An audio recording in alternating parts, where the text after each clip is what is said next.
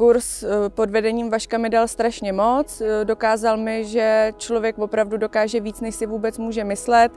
V té vodě je člověk úplně jenom sám se sebou, hrozně moc mu pomůže ten dech. Všechno Vašek perfektně vysvětlí a dechové cvičení je úžasný na uvolnění. Určitě to prostě všem doporučuji a hrozně bych chtěla, aby to všichni zažili. Tak já si myslím, že tenhle kurz je velmi zajímavý a hlavně je to investice sám do sebe, do vlastního zdraví, do toho poznání, co člověk může sám ze sebou dokázat a jakým směrem by mohl jít, kdyby si to v té hlavě nastavil.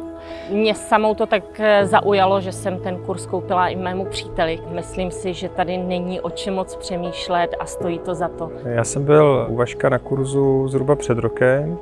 Za tu dobu se u mě spousta věcí s otužováním a s dýcháním vlastně změnilo. Předtím jsem o tom jen tak trochu slýchával.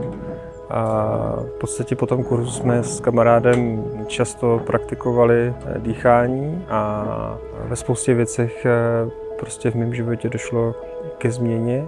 Chtěl bych za to taky Vaškovi hlavně poděkovat, protože on mě k tomu vlastně přivedl, nebo byl na té mojí cestě.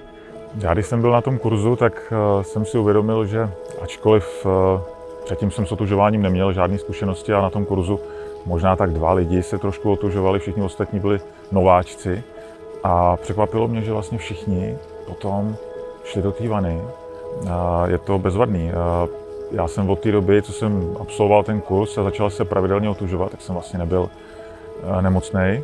I když jsi třeba člověk, který už má za sebou nějaké zkušenosti s nějakým vlastním seberozvojem a jsi schopný žít tím okamžikem tady a teď, tak si myslím, že ten kurz je pro tebe vhodný, protože je to opravdu jako obrovský zážitek. A je to zase příležitost se na chvilinku zastavit v tom dnešním světě a podívat se trošku sám do sebe. Navíc Vašek je podle mě úplně skvělý průvodce, který vytvoří tu atmosféru opravdu takovou, že se dokáže člověk sklidnit, i když se třeba toho trošičku bojí, tak myslím si, že Vašek ho tím krásně provede.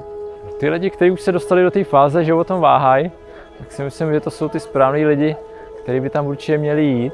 A když to vezmu podle sebe, tak prostě to pro mě byl nevšední zážitek, který strašně rád vzpomínám. Naučil jsem se tam spoustu věcí, které pravidelně každý týden praktikuju a dělám. Naučil jsem to i manželku a cítím se potom strašně uklidněně, vyrelaxovaně a dobře.